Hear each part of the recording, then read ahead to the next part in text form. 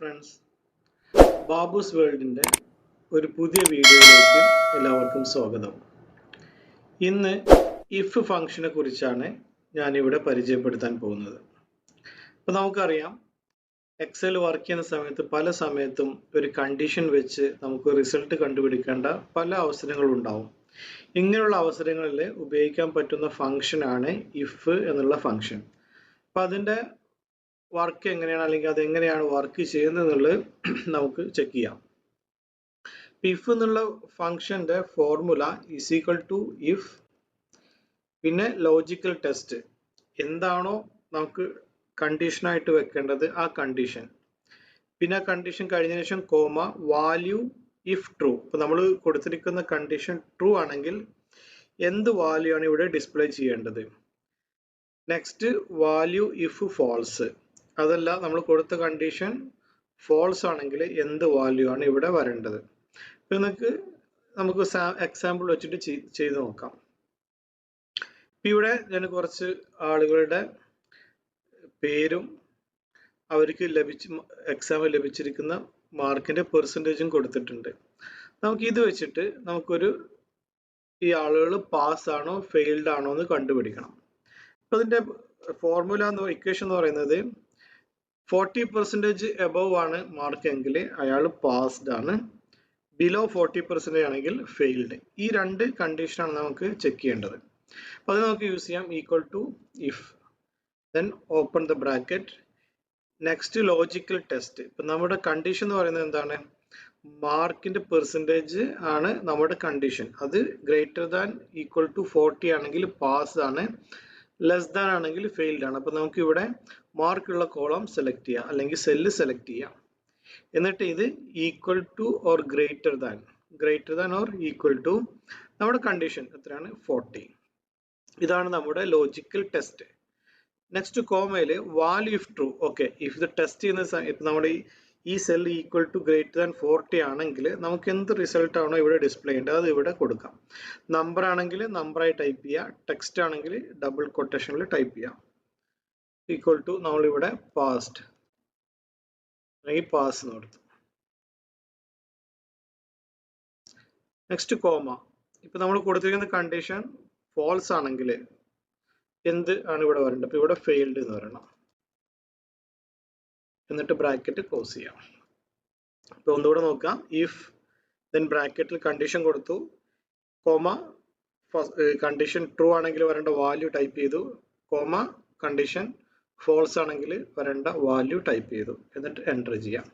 ഇപ്പം ഇവിടെ 60 ആണ് പെർസെൻറ്റേജ്, അയാൾ ഓൾറെഡി പാസ്ഡ് ആണ്. നിങ്ങൾക്ക് എന്ത് ചെയ്യാം? ഇത് ഡ്രാഗ് ചെയ്താൽ മതി, ഓട്ടോമാറ്റിക്കായിട്ട് എല്ലാം നിങ്ങൾക്കറിയാം. ഇവിടെ നിങ്ങൾക്കറിയാം 39 ഉള്ളൂ, കാരണം നമ്മൾ കൊടുത്തിരിക്കുന്ന ഫോർമുല ലെസ് ദാൻ 40 ആണ്. അപ്പോൾ 39 ലെസ് ദാൻ 40 ആണ് വരുന്നത്. അപ്പോൾ അതിൻ്റെ സെക്കൻഡ് ഓപ്ഷനാണ്, കാരണം നമ്മൾ കൊടുത്തിരിക്കുന്നത് ഗ്രേറ്റർ ദാൻ 40 ആണ് കണ്ടീഷൻ കൊടുത്തിരിക്കുന്നത്. അപ്പോൾ ഇത് ലെസ് ദാൻ 40 ആയതുകൊണ്ട് ഇതിൻ്റെ റിസൾട്ട് സെക്കൻഡ് ഓപ്ഷൻ, അതിൻ്റെ ഫോൾസ് ഓപ്ഷൻ എന്ന് പറയുന്നത് ഫെയിൽഡ് ആണ്. ഇതാണ് ഇഫ് എന്ന് പറഞ്ഞ ഫംഗ്ഷൻ്റെ യൂസ്. ഇത് ഒരുപാട് 10, 1000, 500 റെക്കോർഡൊക്കെ ഉണ്ടെങ്കിൽ ഓരോന്നായിട്ട് നോക്കി ടൈപ്പ് ചെയ്യുന്നത് വളരെ ബുദ്ധിമുട്ടാണ്. ഇങ്ങനെയുള്ള അവസരങ്ങൾ നമുക്ക് എന്ത് ചെയ്യാം? ഈ ഫോർമുല ഉപയോഗിച്ചിട്ട് പെട്ടെന്ന് നമുക്ക് ഇതിന്റെ റിസൾട്ട് കണ്ടുപിടിക്കാൻ പറ്റും. ഇനി നിങ്ങൾക്ക് നിങ്ങൾ ഇഷ്ടമുള്ള രീതിയിൽ നിങ്ങൾക്ക് എന്ത് ചെയ്യാം? ഇവിടെ ഫോർമുല അപ്ലൈ ചെയ്യാം. ഇനിയിപ്പോൾ വേറൊരു ഫംഗ്ഷൻ ഉണ്ട്, ഇഫ് എസ് എന്നുള്ളത്. നിങ്ങൾക്ക് ഒന്നിൽ കൂടുതൽ കണ്ടീഷൻ ഉണ്ട്. ഞാൻ ഇവിടെ ഒരു ടേബിൾ കൊടുത്തിട്ടുണ്ട്. ഇപ്പൊ mark greater than or equal to 80 ആണെങ്കിൽ അതിന്റെ റിസൾട്ട് ഗ്രേഡ് എ ആണ്. 70 ഗ്രേറ്റർ ഓർ ഈക്വൽ ടു 70 ആണ് ഗ്രേഡ് ബി, ഗ്രേഡ് സി, അങ്ങനെ കൊടുത്തു വെച്ചിട്ടുണ്ട്. ഇതുപോലൊരു കണ്ടീഷനാണ് ഞാൻ ഇവിടെ ടെസ്റ്റ് ചെയ്യുന്നുണ്ടെങ്കിൽ എനിക്ക് അതിന് ഉപയോഗിക്കാൻ പറ്റുന്ന ഫംഗ്ഷനാണ് ഇഫ് എസ് എന്നുള്ളത്. എസ് എന്ന് പറഞ്ഞാൽ മൾട്ടിപ്പിൾ കണ്ടീഷൻ കൊടുക്കാൻ പറ്റുന്നതാണ് if S. Is equal to if S, then ബ്രാക്കറ്റിൽ ലോജിക്കൽ ടെസ്റ്റ്, നമ്മുടെ ഫസ്റ്റിലെ കണ്ടീഷൻ കൊടുക്കുക. ഞാൻ ഫസ്റ്റിലെ കണ്ടീഷൻ കൊടുക്കുന്നത് ഇത് greater than or equal to 80.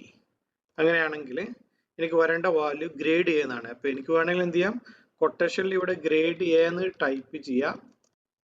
അതല്ലെങ്കിൽ ഞാൻ ഓൾറെഡി ഗ്രേഡ് എ എന്ന് ഇവിടെ ഒരു സെല്ല് ടൈപ്പ് ചെയ്തിട്ടുണ്ട്. അപ്പൊ എന്ത് ചെയ്യാം? എനിക്ക് ഇവിടെ ഈ ഗ്രേഡ് എ എന്നുള്ളത് സെലക്ട് ചെയ്യാം. നെക്സ്റ്റ് കോമ, പിന്നെ next condition same cell greater than or equal to 70. ഇപ്പോൾ ഫസ്റ്റ് കണ്ടീഷൻ 80 ചെക്ക് ചെയ്യും, എന്നിട്ട് മാത്രമേ അത് ഫോൾസ് ആണെങ്കിൽ മാത്രമേ രണ്ടാമത്തെ കണ്ടീഷനിലേക്ക് വരുള്ളൂ. ഓക്കെ, ഇപ്പോൾ ഗ്രേറ്റർ ഓർ ഈക്വൽ ടു 70 ആണെങ്കിൽ എനിക്ക് ഇതാണ് റിസൾട്ട് വരേണ്ടത്.